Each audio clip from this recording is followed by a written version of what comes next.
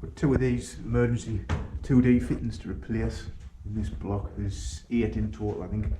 In here, there's 2 failed the emergency light test. Now I spent some time numbering them all, 1 to 8. The number's actually gone off of this. I think they've peeled it off. But for some reason, when they've done the test, they never like to say which ones failed. They never give a number. I think it's probably so that they get the job of doing it. But I've managed to get it out of them which ones have failed. So there's this one here, and that one there, which was number 2, but they took the numbers off. That's probably how they know that they've got to do it. So I'll start taking this one down. I've obviously isolated in that cupboard there, isolated and locked off. So I'll put this one down, one change it for a nice LED type fitting.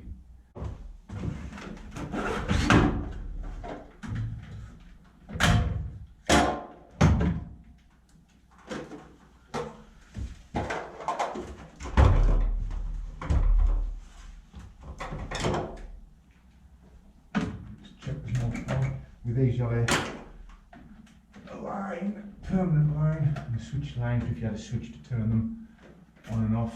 These work off a time delay switch. So we're using yellow as the switch live, red as the permanent live.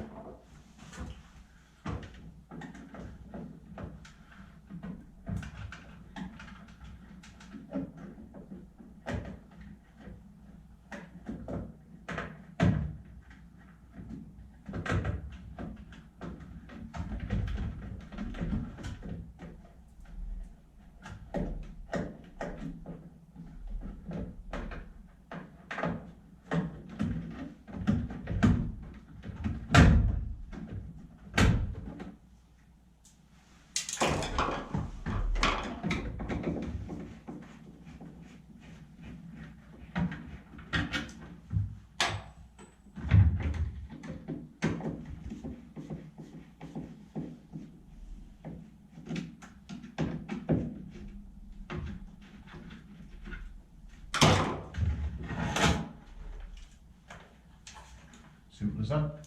Old one down, now we just need to fit the new one. Right, through the centre entry hole there for the cables to come through. And also if you notice the joist, you'll probably not notice, but the joist runs along there. So I'm just going to go there and there for the screws, and they'll go into the joist.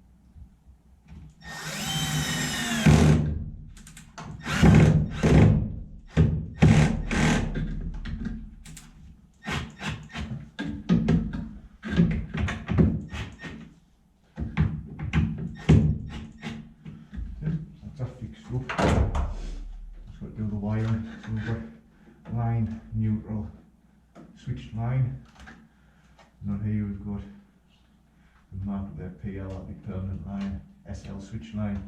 Obviously the twist them together there will cut those off, tie those up a little bit.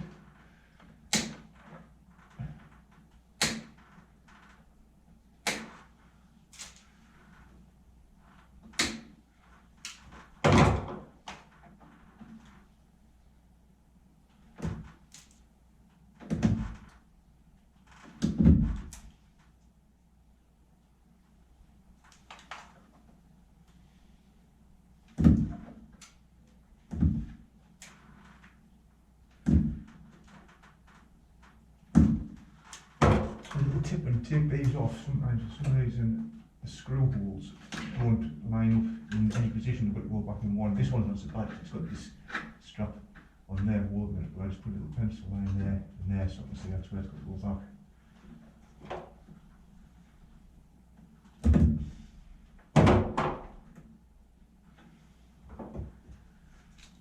Why did I twist it? Wires together.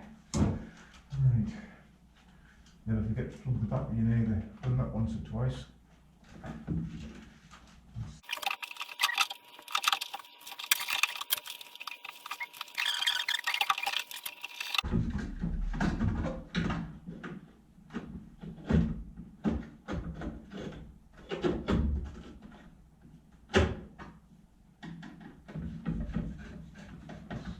Screws to hold the bigger tray in.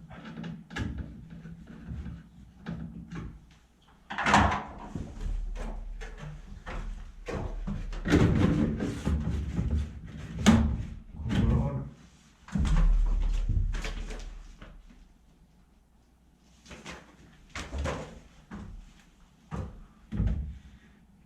Level up. So on.